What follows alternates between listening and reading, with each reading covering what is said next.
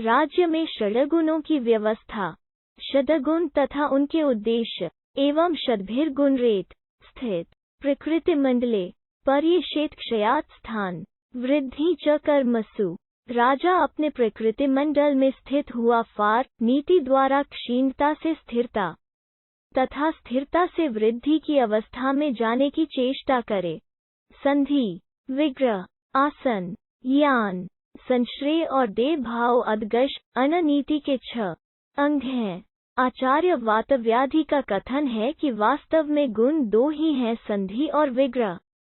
इन दोनों में ही शेष गुणों का अंतर्भाव हो जाता है, परंतु अन्य आचार्य इस कथन से सहमत नहीं, क्योंकि प्रत्येक गुण का भिन्न भिन्न अवस्थाओं में अपना महत्व रहता है। अत 6 ही गुण मानने उचित हैं। कुछ वर्ण अथवा शर्तों के आधार पर जो 2 राजाओं का परस्पर मेल हो जाता है, उसे संधि कहते हैं।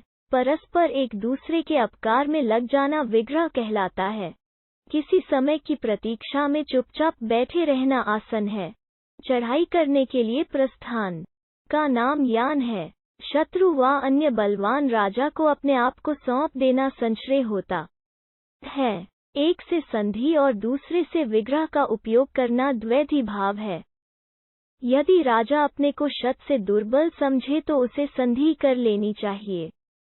यदि वह अपने को शत्रु से बलवान माने तो विग्रह युद्ध छेड़ देना चाहिए। यदि वो समझे न तो मुझे शत्रु मार सकता है और न ही मैं रे पर आक्रमण कर सकता हूँ, तो समय की प्रतीक्षा करता हुआ आसन चुपचाप बैठे रहने की नीति का प्रयोग करे।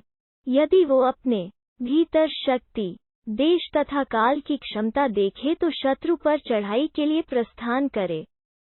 यदि राजा अपने को शक्तिहीन देखे तो अपने को शत्रु या अन्य किसी बलवान राजा के अर्पण कर दे। यदि वो देखे कि मैं एक के साथ संधि और दूसरे के साथ विग्रह करके अपने कार्य सिद्ध कर सकता हूँ तो द्वैधी भाव नीति का अवलंबन करके अपनी वृद्धि करे।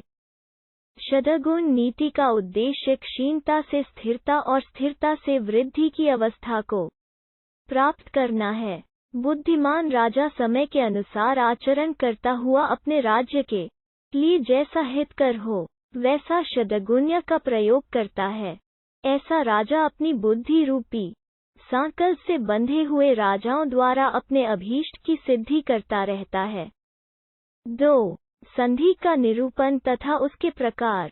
अवततन के गास तो राज्ञा बलवता 5 बल कोशदंडातम भूमि भी। यदि कोई निर्बल राजा किसी बलवान चक्रवर्ती राजा से घिर जाए तो तुरंत कोश, दंड, सेना, भूमि और अपने आप को यथावश्यक समर्पित करके संधि कर ले। जब राजा अपनी हीनता को अनुभव करता हुआ बलवान से संधि कर लेता है, उसे हीन संधि कहते हैं। यह 4 प्रकार की है।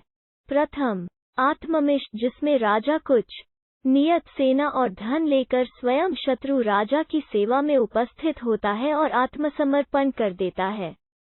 राजा अपने स्थान पर राजकुमार को भी भेज सकता है। द्वितीय, दंडोपनत, जिसमें राजा अपनी सारी सेना का समर्पण कर देता है।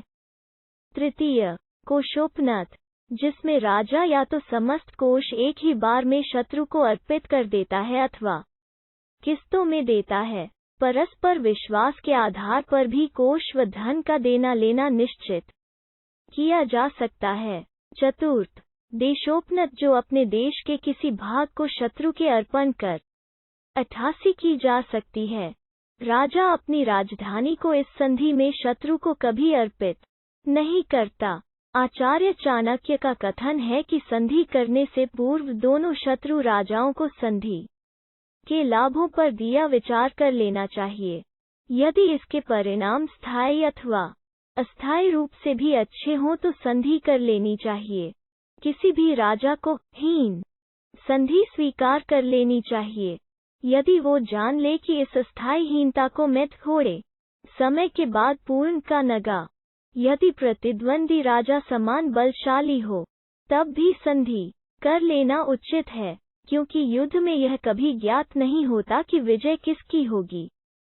इस अवस्था में यही बुद्धिमत्ता का मार्ग है कि दोनों राजा अस्त्र रख दें और किसी सम्मानपूर्ण स्थायी व अस्थायी संधि को परस्पर कर लें और इस तरह अपने को, अपने राज्य को, अपनी कीर्ति तथा मित्रों को युद्ध की संदिग्ध अवस्था में न डालें, अन्यथा दोनों का ही सर्वनाश हो जाना निश्चित है। संधि करते समय दोनों राजाओं का सत्य शपथों, कसम द्वारा उस संधि को दृढ़ करना आवश्यक है।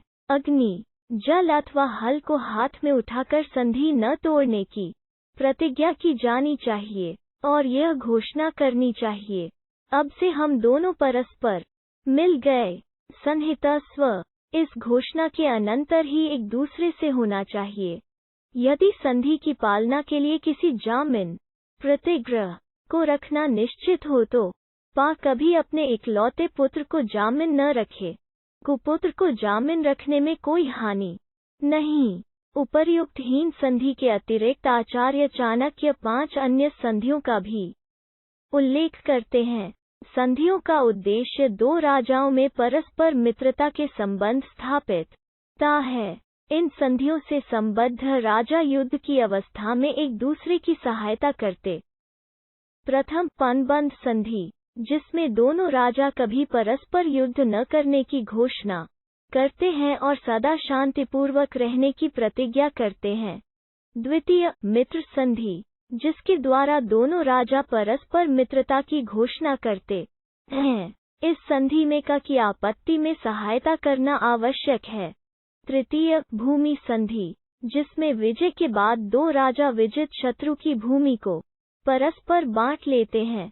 स्थल तथा नदी भूमि में नदी भूमि का प्राप्त होना उत्तम है, क्योंकि इससे पीने योग्य जल और निर्वाह योग्य अन्न आदि सुलभ होता है। नदी ज तथा पर्वत दुर्ग में पर्वत दुर्ग का प्राप्त होना उत्तम है, क्योंकि वो दुर्ग बड़ा सुदृढ़ होता है, उसको घेरा नहीं जा सकता और न उस पर चढ़ा जा सकता है। राजा सोच समझकर ही भूमि का चुनाव करता है। कर्म संधि, जिसमें दो राजा मिलकर दुर्ग, सेतुबंध, तालाब, जल तथा स्थल मार्ग की रचना कराते हैं। इनमें जो दुर्गम स्थान में थोड़े व्यय से दुर्ग बनवा लेता है, वो अपना कार्य अधिक सिद्ध कर लेता है। सेतुबंधों, तालाबों में भी जो स्वयं जल स्रोत वाले, न कि वर्षा जल से भरने वाले सेतुबंधों का निर्माण करा लेता है, वो अधिक लाभ में रहता है। जल तथा स्थल मार्ग में स्थल मार्ग बनवाने वाला अधिक लाभ में रहता है, क्योंकि जल मार्ग सर्दियों में रुक जाता है। अंतिम अनवसित संधि, जिसमें दो राजा मिलकर पति स्थानों, निर्जन वनों को बसाने का परस्पर निश्चय करते हैं। इनमें जो जलप्राय को बसा लेता है, वह लाभ में रहता है, क्योंकि उस भूमि में सर्वदा निश्चित रूप से की उत्पत्ति होती रहती है। खुश्क भूमि से तो वर्षा होने पर ही फसल पैदा होती है। खान तथा धान्य उत्पन्न करने वाली भूमियों में धान्य की भूमि अधिक उपादेय है, क्योंकि वो कोष तथा भंडार दोनों को पर देती है। इस प्रकार राजा कृषि योग्य, जलप्राय, गुणवती भूमि का निर्वाचन करता हुआ अपने साथी राजा से संधि में अधिक लाभ का संग्रह करता है। 3. विग्रह व युद्ध का समय, यदा वा व्यसनी पर स्वचक्र पीड़िता विरक्ता वार्ष्य प्रकृते कर्षिता निरुत्साहा परस्पराद्भिन्ना शक्याः भवितुन् अग्न्युत्का मार्का दुर्भिक्ष निमित्त क्षीण युग्य पुरुषनिचय रक्षा विधान पर इति तदा विग्रहम। जब राजा देखे कि शत्रु विपत्ति में उलझ रहा है, उसकी प्रजाएं सेना द्वारा पीड़ित हैं और राजा से विरक्त हो रही हैं, वे क्षीण हो चुकी हैं, निरुत्साह हैं, आपस में लड़ झगड़ रही हैं और अब उन्हें लोभ द्वारा बस में किया जा सकता है, और जब वह देखे कि अग्नि, जल, व्याधि, महामारी आदि दैवी आपत्तियों द्वारा शत्रु के वीर पुरुष, वाहन आदि नष्ट हो चुके हैं और वो अपनी रक्षा करने में असमर्थ है, उसी समय राजा शत्रु से विग्रह करने के लिए निकल पड़े।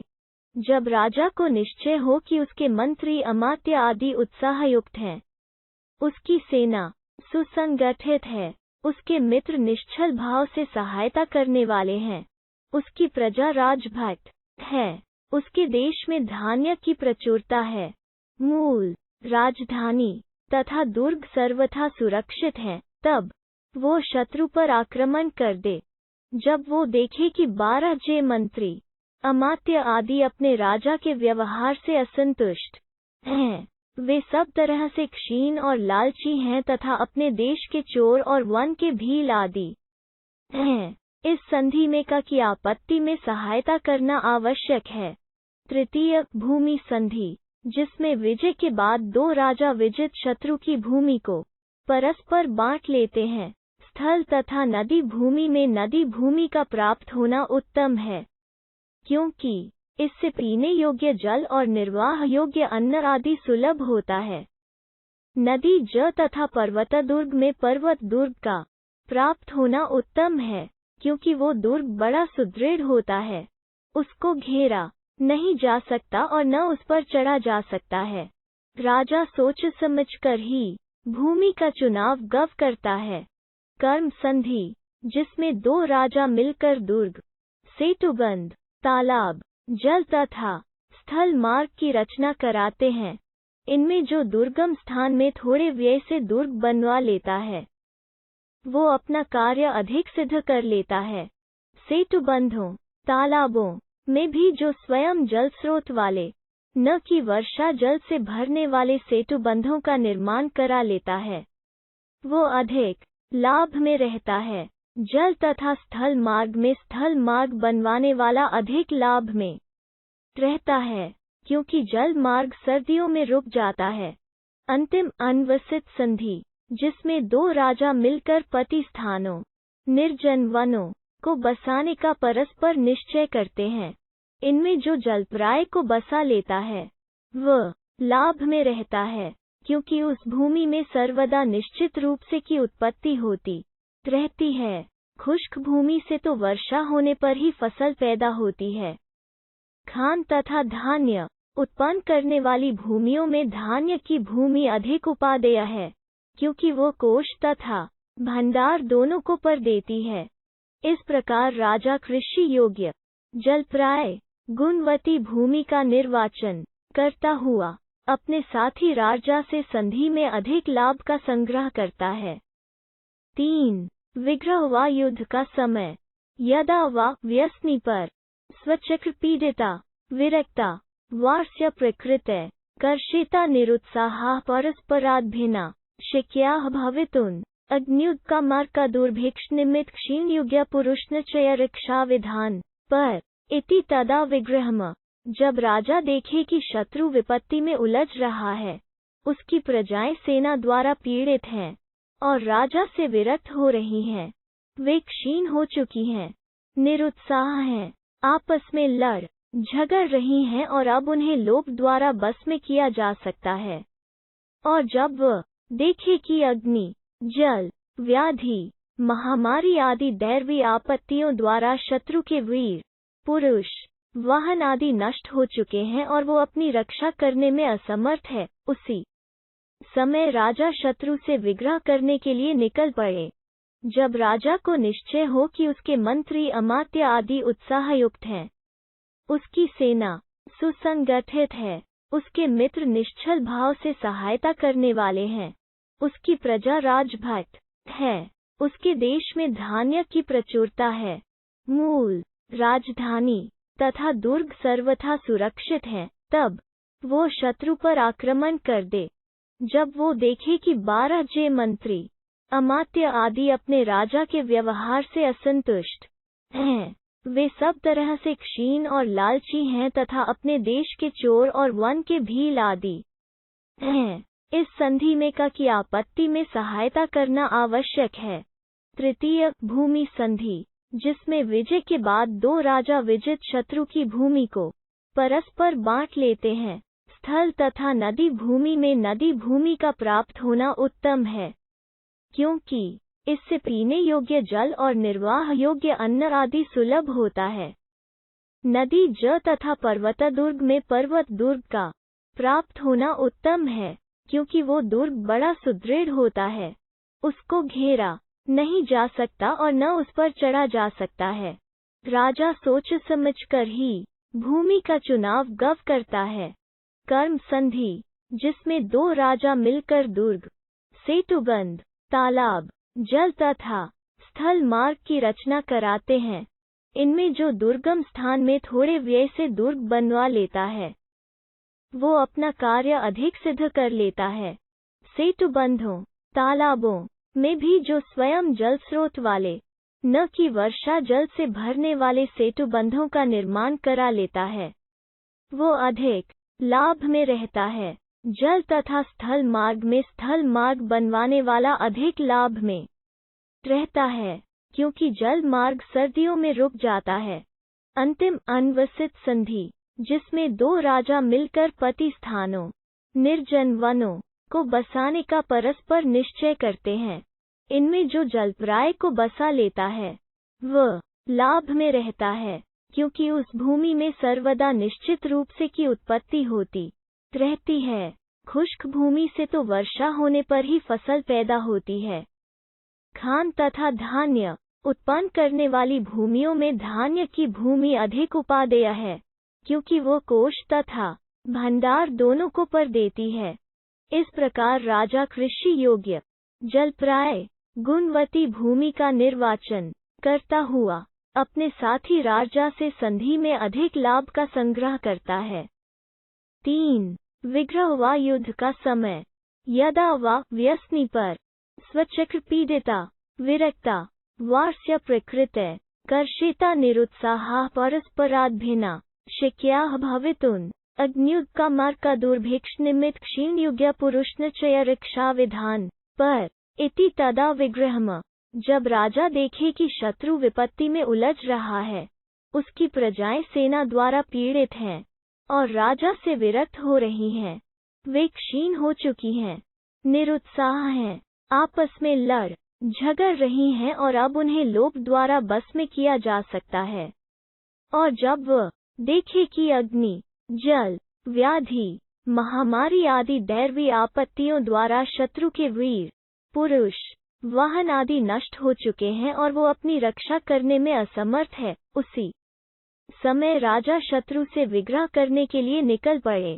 जब राजा को निश्चय हो कि उसके मंत्री अमात्य आदि उत्साहयुक्त हैं, उसकी सेना सुसंगठित है, उसके मित्र निश्चल भाव से सहायता करने वाले हैं, उसकी प्रजा राजभक्त है, उसके देश में धान्य की प्रचुरता है, मूल राजधानी तथा दुर्ग सर्वथा सुरक्षित हैं, तब वो शत्रु पर आक्रमण कर दे। जब वो देखे कि 12 जे मंत्री, अमात्य आदि अपने राजा के व्यवहार से असंतुष्ट हैं, वे सब तरह से क्षीण और लालची हैं तथा अपने देश के चोर और वन के भील आदि उपघात प्रधानाना मान्याना चावमान्य राज्ञ प्रमादालित्याभया योगक्षेम वधेन च प्रकृति न हायो लोभो वैराग्यश्चोपजायते। इन कारणों से किसी अन्याय वृत्ति राजा की प्रजाओं में क्षय, लोभ तथा वैराग्य, असंतोष फैलता है।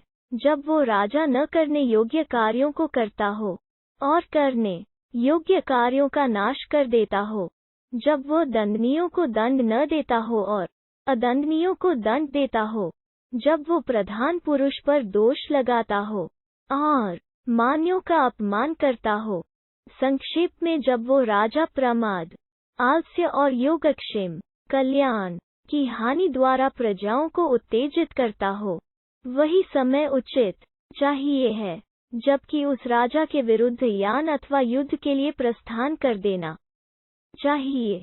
क्षीण हुई प्रजाएं राजा से विरक्त हो जाती हैं और या तो शत्रु से जा मिलती हैं या स्वयं अपने राजा को मार देती हैं।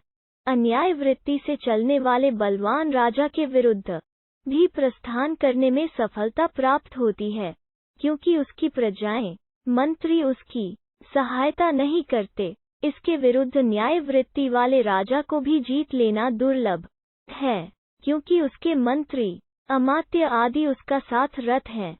राजा का प्रकृतियों से विरक्त होने के अन्य कारण: सज्जनों का तिरस्कार, का अनुग्रह, धर्महीन हिंसा की प्रवृत्ति, पात्रों को न देना और अपात्रों को देना, अनर्थकारी बाका करना, चोर आदि से प्रजा की रक्षा न करना, स्वयं प्रजा को बूटना, संधि और जोग के दोषों से कामों को बिगाड़ लेना, वृद्ध पुरुषों की उपेक्षा करना, के उपकार को न मानना इत्यादि हैं। इन सब बातों का ध्यान करके विजयाकांक्षी राजा अपने मंत्री आदि प्रकृति को कभी क्षीण, लोभयुक्त या विरक्त न होने दे। यदि किसी मंत्री में विकार उत्पन्न हो भी जाए तो शीघ्र उसका प्रतिकार करना चाहिए। बुरेक्ष आदि से क्षीण हुए मंत्री, अमात्य आदि पीड़ा या विनाश के भय से शीघ्र संधि और युद्ध से भाग जाना स्वीकार कर लेते हैं। लोभी अमात्य लोभ के कारण अपने स्वामी से संतुष्ट नहीं रहते और वे सदा को राजा से मिल जाना चाहते हैं। विरक्त मंत्री शत्रु की चढ़ाई में उसके साथ मिल जाते हैं। इस प्रकार विजेता अपनी प्रकृति को शुद्ध करके तथा अपने साथियों के संधि विग्रह के कारणों और उनकी शक्ति और पवित्रता का निश्चय करके उनके साथ शत्रु के विरुद्ध प्रस्थान करता है। जो साथी शक्तिशाली होता है वो राजा की पीछे के आक्रमण से रक्षा करता है। जो पवित्र आचरण वाला साथी होता है वो कार्य के सिद्ध होने या प्रसिद्ध होने पर भी अपना कार्य ठीक ठीक करता रहता है और कभी साथ नहीं छोड़ता। अशुद्ध आचार वाला साथी कार्य सिद्ध होने पर बिगड़ जाता है, क्योंकि वृद्धि व सफलता चित्त को बिगाड़ ही देती है। चढ़ाई करने योग्य 3 प्रकार के शत्रु होते हैं। एक जो भारी विपत्ति में फंसे हुए हों, दूसरे जो थोड़ी विपत्ति में फंसे हुए हों, और तीसरे विरक्त मंत्रियों से युक्त। इनमें सबसे प्रथम जिसके मंत्री आदि विरक्त हों, जिनका वर्णन ऊपर किया जा चुका है, उसी पर चढ़ाई करे। उसके बाद भारी विपत्ति वाले राजा पर चढ़ाई करनी चाहिए और अंत में थोड़ी विपत्ति वाले पर। आचार्य कौटिल्य का मत है कि यदि शत्रु पर थोड़ी भी विपत्ति हो, प्रथम उस पर भी चढ़ाई कर देनी चाहिए, क्योंकि जो भी विपत्ति चढ़ाई करने के अनंतर बहुत बड़ी बन जाती है, अन्यथा वह शत्रु छोटी विपत्ति का प्रतिकार कर लेगा और उस पर पीछे चढ़ाई करना कठिन हो जाएगा। जब राजा का काम सिद्ध हो जाए तो वो अपने साथी राजाओं को मानपूर्वक विदा करे और उन्हें विजय का अंश, लूटमार का भाग प्रदान करे। ऐसा करने से राजा अपने राजमंडल में प्रिय होता है और उसे यान प्रस्थान में सफलता प्राप्त होती है। 6. संश्रय वृद्धि के लाभ: प्रियो यस्य यो वा प्रियो 5 कत्रस्त्यो प्रियो यस्य स तम गच्छेदित्याश्रयगति। परा रे का जो प्रिय हो अथवा 2 में जो अधिक प्रिय हो, राजा उसी का आश्रय ग्रहण करे।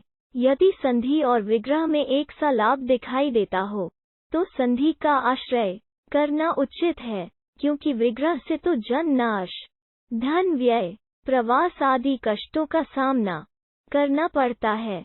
इसी तरह आसन और यान में आसन का अवलंबन करना अधिक उचित है। द्वैधी भाव और संश्रय में द्वैधी भाव उत्तम है, क्योंकि द्वैधी भाव में अपना काम प्रधान होता है। इसमें राजा अपना उपकार कर लेता है। संश्रय में तो दूसरे का काम बनता है, अपना नहीं बन सकता है। यदि संश्रय करना ही पड़े तो उस बलवान राजा का संश्रय स्वीकार करे जो शत्रु से अधिक बलशाली हो। यदि शत्रु राजा की अपेक्षा अन्य कोई राजा बलशाली न दिखाई देता हो तो शत्रु राजा का आश्रय ले लेवे और कोष, सेना या भूमि में से किसी एक वस्तु को देकर उसे संतुष्ट करे और नम्रता से दिन निकाले। जब शत्रु राज्य में कोई प्राणनाशक व्याधि, प्रकृति का कोप अथवा कोई अन्य व्यसन उपस्थित हुआ देखे तो आश्रित राजा किसी संभव व्याधि अथवा धर्म कार्य का बहाना करके खिसक जाए और बुलाए जाने पर भी शत्रु देश में न जाए। 2 बलवान राजाओं के परस्पर भीड़ जाने पर जो अपनी रक्षा में समर्थ हो विजयेच्छुक राजा उसका ही आश्रय ले। यदि दोनों का ही आश्रय लेना आवश्यक हो तो दोनों से इधर उधर की बातें करके कपाल संश्रय का सहारा ले। दो कपालों से जैसे घड़ा बनता है, ऐसे दोनों से काम निकालना कपाल संश्रय कहलाता है। जब इन राजाओं से मिले, उनमें परस्पर भेद उत्पन्न करने की चेष्टा करे और कहे कि 10 तुषारे राज्य का अपहरण करना चाहता है, उन दोनों में इस तरह फूट डालकर दोनों अपना सहायक बनाए रखे। यदि दोनों राजाओं में किसी एक से भय की आशंका निकट आती दिखाई दे तो दूसरे का पे तरह संश्रय कर ले। यदि कई राजा लोग सहायता देने को तैयार हों तो जिसके मंत्री आदि प्रकृत सुखकारी प्रतीत होते हों, जिसके साथ रहकर अपना उद्धार हो सकता हो, जिसके साथ से अपने पूर्वजों की प्रतिष्ठा रहती हो और जिससे कुछ समीप का संबंध हो और जिसके बहुत से शक्तिशाली मित्र हों, उसी राजा का आश्रय ले। जब दो राजा सेना से सहायता करने वाले हों तो उनमें जो अधिक पराक्रमशाली, क्लेश सह लेने वाला तथा सारी सेना देने वाला हो, वो अधिक श्रेष्ठ है। इसी तरह जब दो राजा सुवर्ण से सहायता कर रहे हों तो उनमें मांगते ही बहुत द्रव्य देने वाला और बहुत दिन तक सहायता देने वाला अधिक उत्तम है। संश्रय द्वारा शीघ्र होने वाले थोड़े लाभ तथा चिरकाल में होने वाले लाभ में आचार्य कौटिल्य का मत है कि चिरकाल में होने वाला लाभ उत्तम है, क्योंकि वह बीज के समान निरंतर फल देने वाला होता है। विजयीच्छुक राजा निश्चित लाभ को देखकर और लाभ में गुणों के उदय का विचार करके अन्य सहायक राजाओं का संश्रय स्वीकार करे और अपने स्वार्थ की सिद्धि करे। 7. दृढ़ भाव नीति का प्रयोग। आदौ बुध्यते परिणित परमानिश्च ततो वितर्क्या भयतो यत् श्रेयस्ततो। संधि के लिए किसी राजा द्वारा कहे जाने पर अथवा स्वयं किसी राजा के साथ संधि करने के लिए उद्यत होने पर विजयीच्छुक का राजा प्रथम संधि के तथा विग्रह के लाभ हानि पर विचार करे और जैसा भी श्रेयस्कर प्रतीत होता हो उसके अनुसार आचरण करे। जब राजा एक से संधि और दूसरे से विग्रह छेड़ दे तो कोष से सेना और सेना से कोष किसी से ग्रहण कर ले। इनमें जो अधिक शक्तिशाली हो उसको अधिकांश की समान शक्ति हो उसे समभाग, और जिसमें हीन शक्ति हो उसे हीन भाग देकर संधि कर ले। जब संधि करने पर अपनी शक्ति बढ़ जाए और अपने साथ ही सामंत की शुद्ध बुद्धि देखे तो शत्रु से विग्रह करने के लिए प्रस्थान कर दे। जिस राजा के मंत्री आदि कुपित हो रहे हों या व्यसन में फंसे हों उस पर शीघ्र ही चढ़ाई कर दे। यदि चढ़ाई किए हुए राजा से संधि करने में कल्याण दिखाई देता हो तो उससे संधि करके स्थित हो जाए। यदि संधि होने के बाद अपनी विपत्ति टल गई हो तो पुनः उस पर आक्रमण कर दे अथवा चुपचाप बैठा रहे। किसी कार्य की सिद्धि के लिए सेना भेजी गई और वो मारी गई और वो कार्य अवश्य सिद्ध करना है तो उसके निमित्त मौल बल, भरित बल, श्रेणी बल, मित्र बल अथवा अटवी बल देश काल के भेजना आवश्यक होता है। यदि देश काल की दूरी हो, दूर जाना हो और विलंब में कार्य होता दिखाई देता हो तो वहां शत्रु बल या जंगली जाति के बल को भेजे। जब राजा देखे कि सहायता चाहने वाला सामंत अपने कार्य के सिद्ध होने पर मेरी सेना को हड़प कर जाएगा या उसे दुर्गम प्रदेश में भेज देगा या अंत में धन आदि न देकर निष्फल लौटा देगा, तो उससे सेना के विषय में कोई बहाना करके इकार कर दे। यदि इस सामंत को सहायता देनी भी पड़े तो 60 सेना भेज दे और काम हो जाने पर झटपट कुछ बहाना करके उस सेना को टाले। शत्रु और मित्र में किसी एक पर अनुग्रह करना हो तो मित्र पर ही अनुग्रह करना उचित है, क्योंकि इसी से अपने कार्य की सिद्धि होती है। यदि शत्रु पर उपकार किया जाएगा तो उसमें व्यर्थ जन नाश, धन व्यय, प्रवास कष्ट और शत्रु का उपकार होगा। जब शत्रु का स्वार्थ सिद्ध हो जाएगा तो वो फिर बिगड़ उठेगा। जिनका परस्पर एक ही स्वार्थ संबंध हो जो परस्पर उपकारी हों, विकारहीन हों, जो आपत्ति में परस्पर दूर नहीं हो जाते, ऐसे मित्र अदैध्य मित्र कहलाते हैं। ऐसे मित्रों की परस्पर संधि तथा फलदायिनी होती है। ऐसी संधि करके विजयाभिलाषी राजा दूसरे हीन शक्ति राजा से विग्रह कर दे।